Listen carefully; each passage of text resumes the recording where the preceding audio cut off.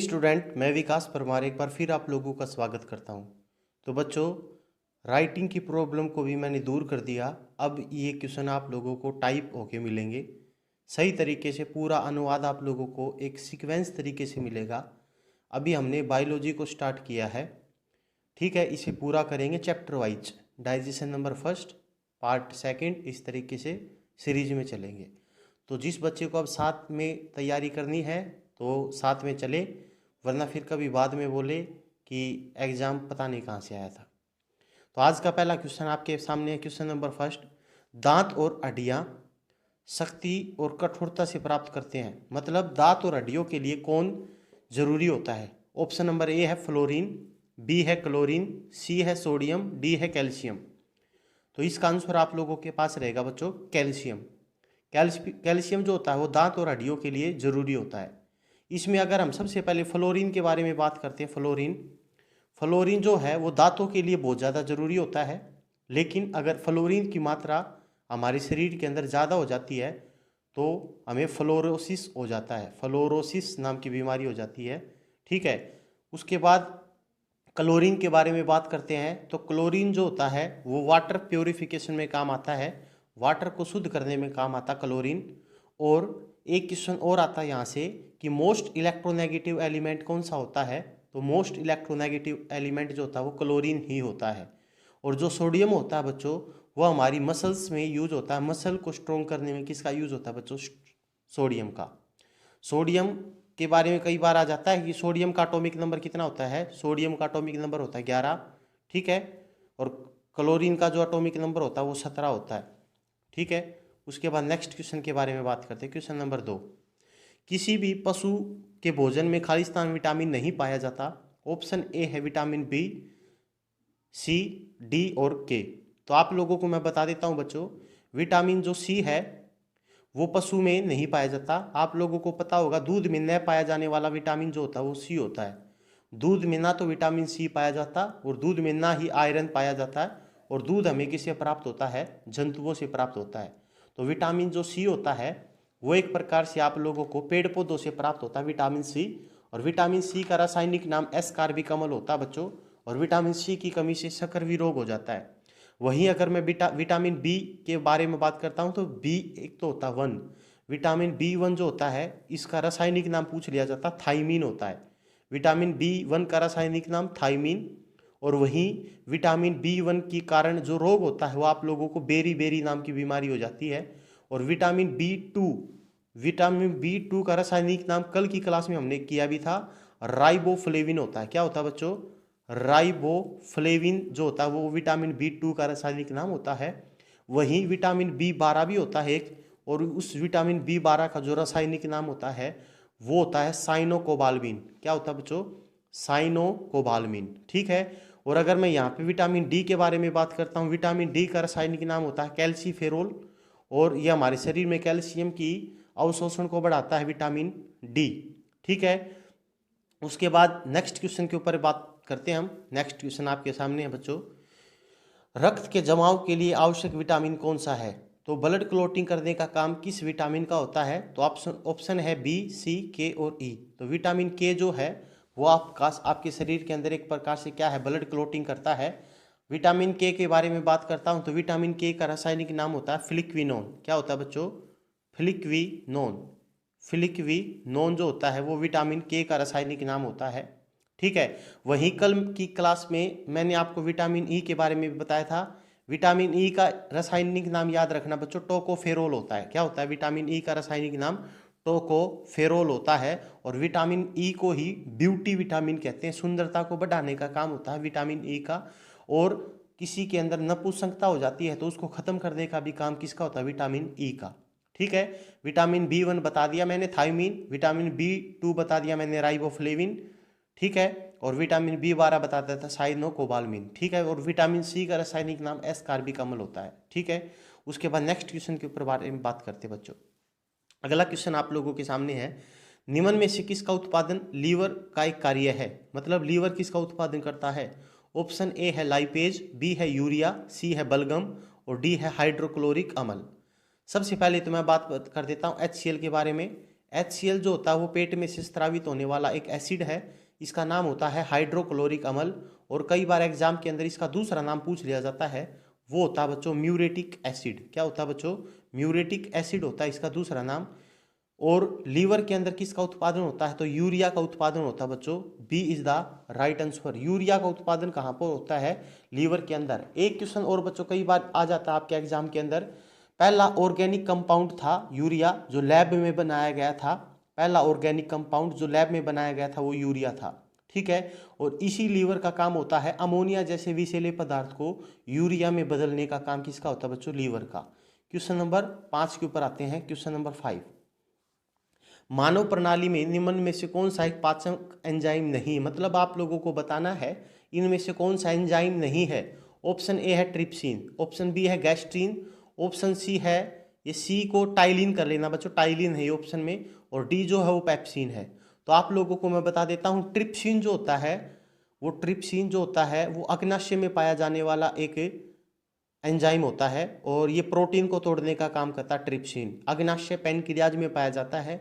उसके बाद जो टाइलिन होता है वो मुख में पाया जाता है, लार सलाइवा में पाया जाने वाला एंजाइम जो होता है वो टाइलिन होता है, ठीक है। और पेप्सिन जो होता है वो आप लोगों को पता है, पेप्सिन प्रोटीन को पेप्टोन्स में तोड़ता है, और ये हमारे स्टोमक में पाया जाता है, पेट में पाया जाता है बच्चों पेप्सिन, ठीक है। तो यहाँ पे आप लोगों के पास जो गैस्ट्रीन है, गैस्ट्रीन ये आंसर रहेगा इसका। गैस्ट्रीन जो होता है वो एक प्रकार का एंजाइम नहीं होता, वो एक प्रकार का हार्मोन की तरह ही बिहेव करता है, और इसका निर्माण जो होता है वो पेट में होता है, और पेट में भी जी सेल के अंदर होता है। जी सेल के अंदर गैस्ट्रीन का निर्माण होता है हमारे शरीर के अंदर।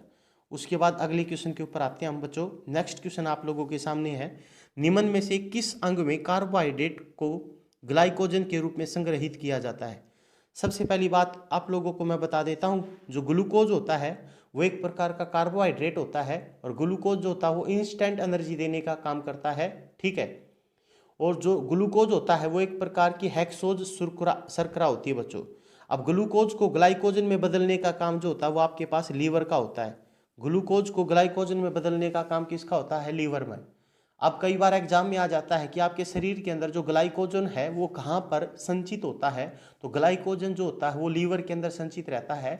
जब हमारे शरीर को एनर्जी की रिक्वायरमेंट नहीं पड़ती तब ग्लूकोज को ग्लाइकोजन में बदल देती है लीवर की सेल, और जब हमारे शरीर को एनर्जी की रिक्वायरमेंट पड़ती है तब वापस ग्लाइकोजन को ग्लूकोज में बदल देता है लीवर बच्चों, ठीक है। तो इसका आंसर आप लोगों के पास लगेगा lever, C is the right answer, ठीक है। उसके बाद नेक्स्ट क्वेश्चन के ऊपर बात करते हैं। क्वेश्चन नंबर 7, मानव शरीर में वसा खालिस्तान में जमा होती है, तो वसा जो होती है बच्चों वो कहाँ पर जमा होती है? तो आपके पास ए ऑप्शन है एपिडर्मिस, ये ऑप्शन क्या आपके पास? एपिडर्मिस।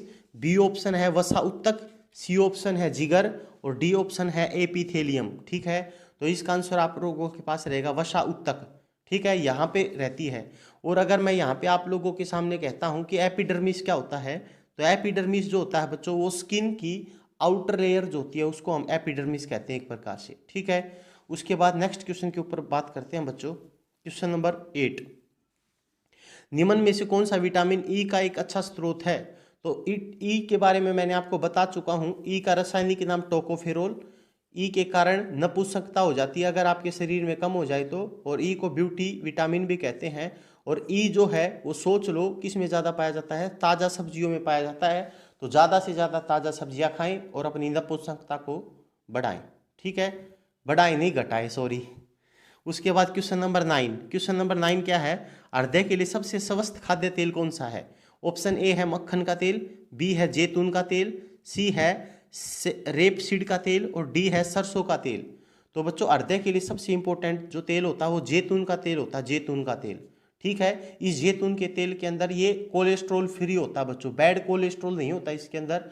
और हमारे शरीर के अंदर जो हृदय की बीमारी होती है वो एक प्रकार से कोलेस्ट्रॉल के खाने से होती है, वो भी बैड कोलेस्ट्रॉल खाने से होता है, ठीक है। जैतून के तेल के अंदर ओमेगा 6 पाया जाता है। क्या पाया जाता है बच्चों? ओमेगा 6 पाया जाता है जैतून के तेल के अंदर, और एक ओमेगा 3 पाया जाता है जैतून के तेल के अंदर। और ओमेगा 6 और ओमेगा 3 जो है वो दोनों फैटी एसिड होते हैं। क्या होते हैं बच्चों? Fatty acid. उसके बाद नेक्स्ट क्वेश्चन के बारे में बात करते हैं। क्वेश्चन नंबर 10, क्वेश्चन नंबर 10 क्या कहता है? दूध से दही के उत्पादन के दौरान के दौरान प्रणाली का उत्पादन किया जाता है? ऑप्शन ए है साइट्रिक एसिड, बी है दुग्ध अम्ल, सी है फॉर्मिक एसिड, डी है सिरका एसिड। तो दूध को दही में बदलने का काम जो होता है, या दूध को दही के उत्पादन में किस अम्ल का निर्माण होता है, तो ये होता है आपके पास दुग्ध अम्ल, बोले तो लैक्टिक अम्ल का निर्माण होता है। किसका नाम होता है बच्चों? लैक्टिक अम्ल। ठीक है, इसका आंसर रहेगा B is the right answer. अगर मैं यहाँ पे आप लोगों के पास सबसे पहले बात करता हूँ सिरका अम्ल की, तो सिरके का फॉर्मूला होता है CH3COOH। सिरके का रासायनिक नाम, सिरके का फार्मूला होता है CH3COOH, और सिरके का दूसरा नाम इथेनोइक एसिड भी होता है। अचार को शुद्ध करने का काम, शुद्ध रखने का काम सिरके का होता है बच्चों। सिरके को विनेगर कहते हैं। क्या कहते हैं? विनेगर कहते हैं। वहीं पे अगर मैं आप लोगों से कहता हूँ खट्टे फलों के अंदर क्या पाया जाता है, तो साइट्रिक एसिड जो होता है वो खट्टे फलों के अंदर पाया जाता है। और जो ये फॉर्मिक एसिड होता है बच्चों, इसका दूसरा नाम होता है मेथेनोइक एसिड। क्या होता है इसका दूसरा नाम? मेथेनोइक एसिड होता है। और ये जो लाल चींटियां होती है इसमें क्या पाया जाता है बच्चों? Formic acid. उसके बाद नेक्स्ट क्वेश्चन के ऊपर आते हैं। क्वेश्चन नंबर 11, किस विटामिन को अपनी गतिविधि के लिए कोबाल्ट की आवश्यकता होती है? ठीक है, तो विटामिन B12 जो होता है इसमें क्या होता है? कोबाल्ट होता है। विटामिन B12 का रासायनिक नाम मैंने आपको बताया था अभी, साइनोकोबाल्मिन। क्या होता है बच्चों? साइनोकोबाल्मिन इसका रासायनिक नाम होता है। और वहीं विटामिन डी का रासायनिक नाम क्या होता है? कैल्सीफेरोल। और वहीं विटामिन B2 का रासायनिक नाम क्या बताया था मैंने? राइबोफ्लेविन। और विटामिन ए का रासायनिक नाम होता है रेटिनोल। ठीक, रेटिनोल। विटामिन ए के कारण नाइट ब्लाइंडनेस हो जाती है। ठीक है, विटामिन डी के कारण दो बीमारी बताई थी मैंने, रिकेटस नाम की बीमारी और ओस्टोमलेशिया नाम की बीमारी। और विटामिन डी हमारे शरीर के अंदर वैसे तो प्राप्त तो धूप से होता है, लेकिन ये हमारे शरीर में ऑलरेडी प्रेजेंट होता है। हमारे शरीर के त्वचा में पाया जाता है विटामिन डी, और हमारे शरीर में कैल्शियम की मात्रा को बढ़ाने का काम एक प्रकार से, अवशोषित करने का काम एक प्रकार से विटामिन डी का होता है बच्चों। उसके बाद अगले क्वेश्चन के ऊपर आते हैं हम, क्वेश्चन नंबर 12। क्वेश्चन नंबर 12 क्या कहता है? मानव पेट एसिड एक्स का उत्पादन करता है जो भोजन के पाचन में मदद करता है। तो एक्स क्या है? एक्स एक प्रकार का हाइड्रोक्लोरिक अम्ल होता है बच्चों। सी इज द राइट आंसर। ठीक है, मानव पेट में किस अम्ल का निर्माण होता है? HCl का। और HCl जो होता है एक प्रकार का स्ट्रोंग एसिड होता है। स्ट्रोंग एसिड तीन चीजें होती है स्ट्रोंग एसिड। एक होता है HCl, एक होता है H2SO4, और एक होता है HNO3। ये तीनों स्ट्रोंग एसिड होते हैं, अर्थात इनकी pH वैल्यू 0 के करीब होती है। यहाँ पर HCl का दूसरा नाम होता है म्यूरेटिक एसिड, H2SO4 का दूसरा नाम होता है सल्फ्यूरिक अम्ल। इसको ऑयल ऑफ विट्रोल भी कहते हैं, इसको रसायनों का राजा भी कहते हैं H2SO4 को। ठीक है, और HNO3 होता है नाइट्रिक अम्ल। ठीक है, अम्ल राज में इन दोनों का प्रयोग होता है, HCl का और HNO3 का एक्वारेजिया के अंदर प्रयोग होता है बच्चों। ठीक है, उसके बाद next question, question number 13, nitrogen युक्त भोजन है, इनमें से कौन सा भोजन नाइट्रोजन युक्त है, अर्थात किस भोजन में नाइट्रोजन की मात्रा पाई जाती है? ये आप लोगों के पास क्वेश्चन है। तो सबसे पहले तो मैं आप लोगों को बता देता हूँ। सबसे पहले उठाते हैं कार्बोहाइड्रेट। कार्बोहाइड्रेट में कार्बन है, कार्बोहाइड्रेट में हाइड्रोजन है और ऑक्सीजन है। एक चीज का और ध्यान रखना, इसमें कार्बन 1, हाइड्रोजन 2 और ऑक्सीजन 1, 1 2 1 के रेशो में होता है कार्बोहाइड्रेट के अंदर। ठीक है, और वहीं पर अगर मैं लिपिड की बात करता हूँ, लिपिड जो होते हैं वो एक प्रकार से लिपिड के अंदर होता तो कार्बन हाइड्रोजन ऑक्सीजन ही है, लेकिन इसमें ऑक्सीजन जो होता है वो 1 से थोड़ा सा कम होता है, बस यही डिफरेंस होता है। और प्रोटीन जो होते हैं उसमें कार्बन भी होता है, उसमें हाइड्रोजन भी होता है, उसमें ऑक्सीजन भी होता है, लेकिन एक एक्स्ट्रा चीज होती है जिसको कहते हैं नाइट्रोजन। इसलिए नाइट्रोजन युक्त भोजन जो होता है वो क्या होता है बच्चों? प्रोटीन। ठीक है, उसके बाद अगले क्वेश्चन के ऊपर आते हैं, क्वेश्चन नंबर 14। क्वेश्चन नंबर 14 क्या कहता है? मानव शरीर में कौन सी संरचना परिशिष्ट से जुड़ी होती है बच्चों? अब कई बार हरियाणा का एग्जाम में इस तरीके के वर्ड्स दे देते हैं जो बच्चों को समझ में नहीं आता, तो इसको जब इंग्लिश में आप लोग पढ़ोगे तो परिशिष्ट को कहते हैं एक प्रकार से अपेंडिक्स।